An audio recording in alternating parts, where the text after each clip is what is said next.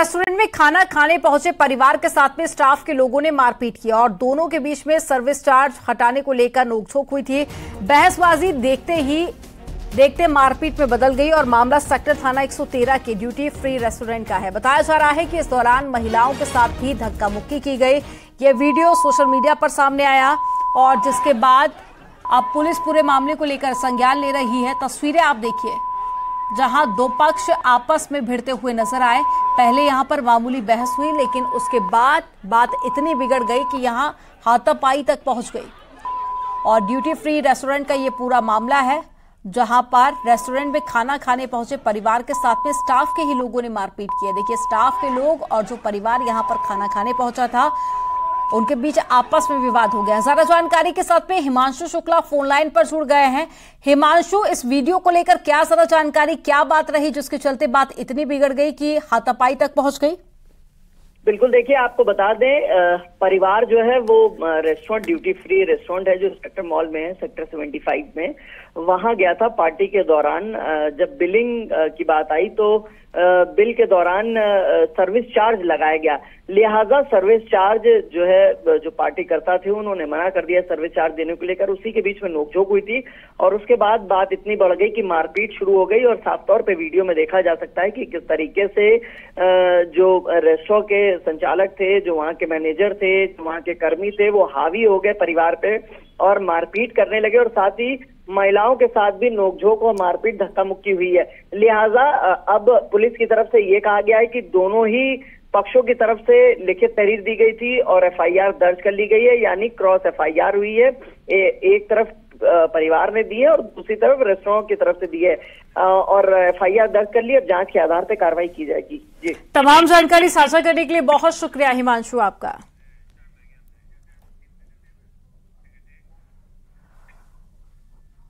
Heat wave को लेकर CM योगी सख्त हैं और सीएम योगी ने हाई लेवल मीटिंग भी बुलाई है। दोपहर 12 बजे मुख्यमंत्री बैठक करेंगे और स्वास्थ्य विभाग के कई अधिकारी भी इसमें शामिल होंगे।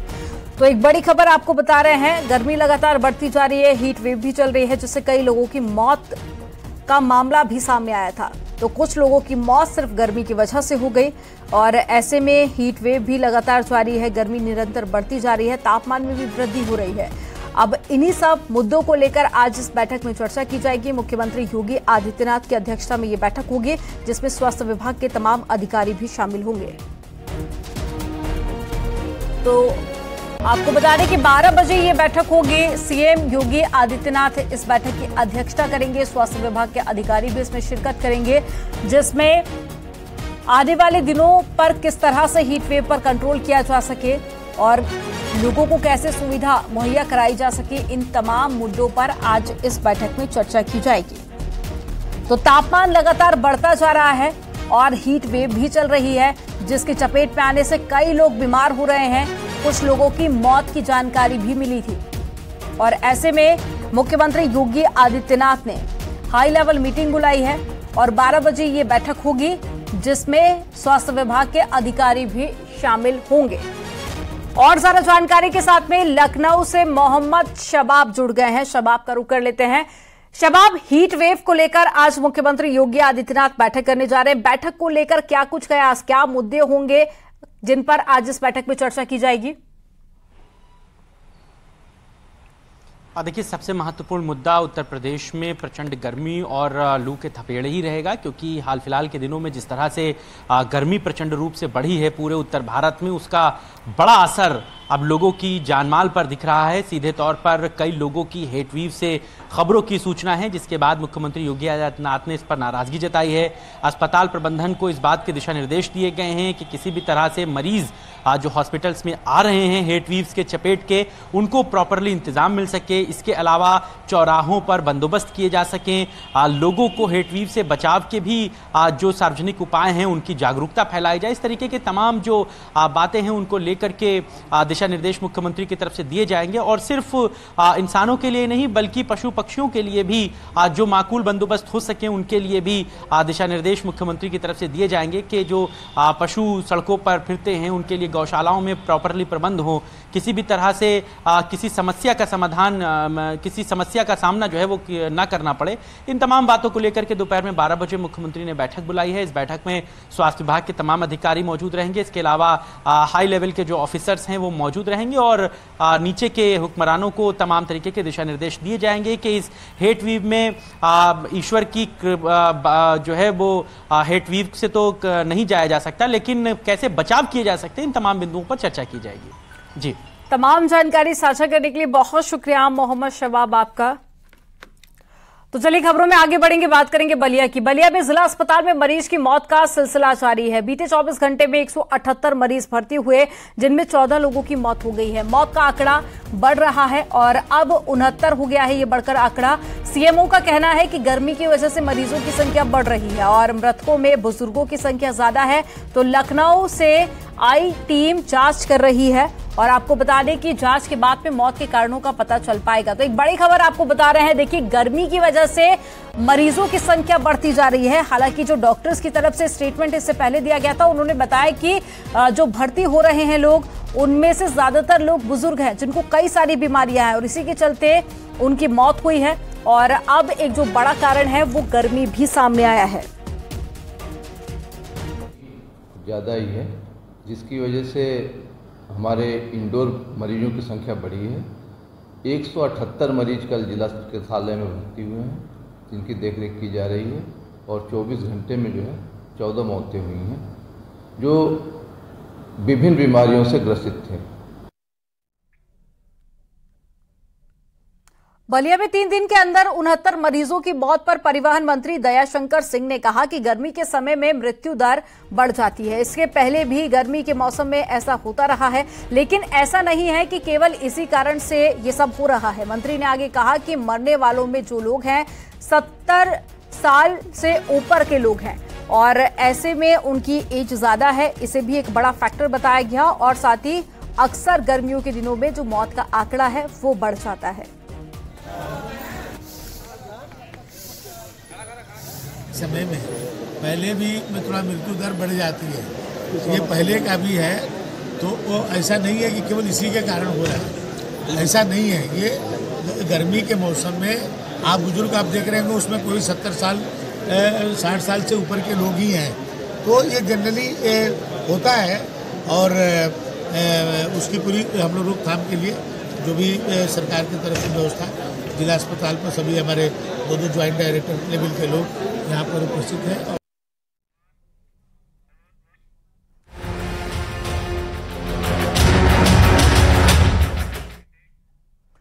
मुख्यमंत्री योगी आदित्यनाथ बलरामपुर के दौरे पर जाएंगे। सीएम बलरामपुर में भारत नेपाल के सीमावर्ती इलाके इमिलिया कॉर्डर में थारू म्यूजियम का लोकार्पण करेंगे और इसके बाद में सीएम महा जनसंपर्क अभियान के तहत में जनसभा को संबोधित करेंगे। सीएम योगी देवीपाटन शक्तिपीठ में रात्रि विश्राम करेंगे और मंगलवार को सुबह मां पाटेश्वरी की पूजा अर्चना के बाद में सीएम योगी अंबेडकर नगर भी पहुंचेंगे।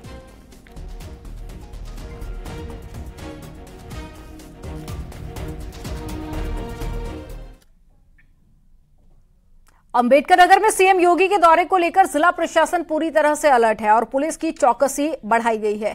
इस सिलसिले में शहर के होटल्स, ढाबे और साथ ही लॉज में भी चेकिंग की जा रही है। एएसपी ने भारी पुलिस फोर्स के साथ में पैदल मार्च भी किया और पुलिस प्रशासन के आला अफसरों ने कार्यक्रम स्थल का निरीक्षण किया।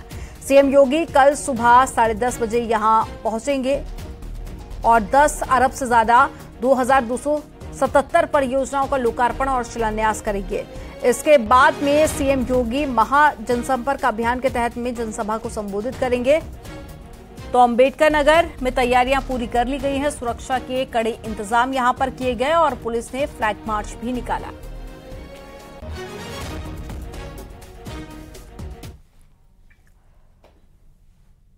और गीता प्रेस की तरफ से एक बड़ा ऐलान किया गया है। पुरस्कार राशि लेने से इनकार कर दिया गया। सिर्फ सम्मान पत्र लेगा गीता प्रेस और 1 करोड़ की पुरस्कार राशि नहीं लेगा गीता प्रेस। तो गीता प्रेस को गांधी शांति पुरस्कार से पुरस्कार मिला और ऐसे में अब देखिए गीता प्रेस की तरफ से ये कहा गया कि जो इनाम की राशि 1 करोड़ रुपए है वो नहीं ली जाएगी, सिर्फ जो सर्टिफिकेट मिलता है वही लिया जाएगा। तो एक बड़ी खबर आपको बता रहे हैं गीता प्रेस की तरफ से एक बड़ा ऐलान किया गया कि हम पुरस्कार राशि नहीं लेंगे, सिर्फ सम्मान पत्र ही लिया जाएगा।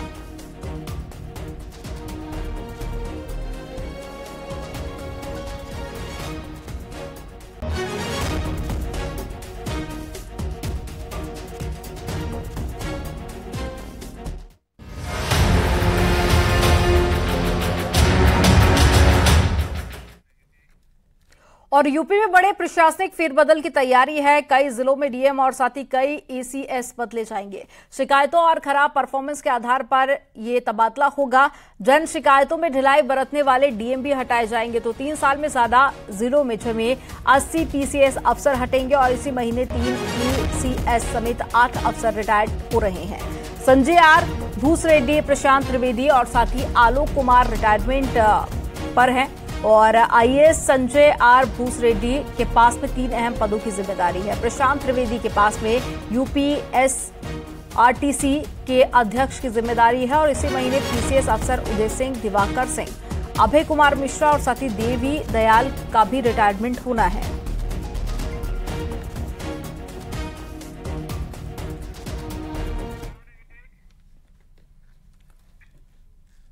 फिल्म आदिपुरुष के लेखक मनोज मुंतशिर ने फिल्म के डायलॉग बदले जाने की बात कही है, लेकिन फिल्म का विरोध थमने का नाम नहीं ले रहा है। वाराणसी में फिल्म आदिपुरुष का हिंदूवादी संगठनों ने विरोध जताया और आईपी मॉल परिसर में हंगामा हुआ। प्रदर्शनकारियों ने मॉल के बाहर लगे फिल्म के बैनर और पोस्टर भी फाड़ दिए। साथ ही फिल्म आदिपुरुष के विरोध को लेकर पंपलेट भी बांटे गए। इसके बाद फिल्म बैन कराने के लिए हनुमान चालीसा भी पढ़ा गया। प्रदर्शनकारियों ने सरकार से इस फिल्म पर फौरन बैन लगाने की मांग की है।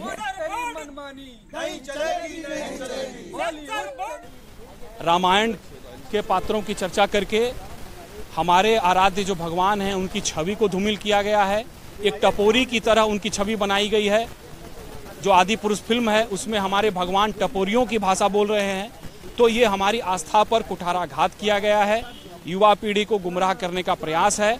और 7 महीने के बाद जब राम मंदिर हमारा बनने वाला है, भगवान राम वहाँ पर विराजित होने वाले हैं, तो उसके ठीक पहले इस तरह की फिल्म जो कि भगवान की छवि को धूमिल करती है, उन्हें टपोरी साबित करती है, इस तरह की फिल्म क्यों बनाई? मात्र लिखा हुआ है कि जो आघात इस मूवी द्वारा आम जनमानस की भावनाओं पे किया गया है, उसके विरोध के लिए हम एक दूसरे को सांकेतिक रूप में दे रहे हैं। इसमें आगे हम चल के कानूनी कार्रवाई अपनाएंगे और अधिक से अधिक वादी एकत्रित होकर इनके खिलाफ अधिक से अधिक थानों पे मुकदमा पंजीकृत कराएंगे, धार्मिक भावनाओं को ठेस पहुंचाने के तहत।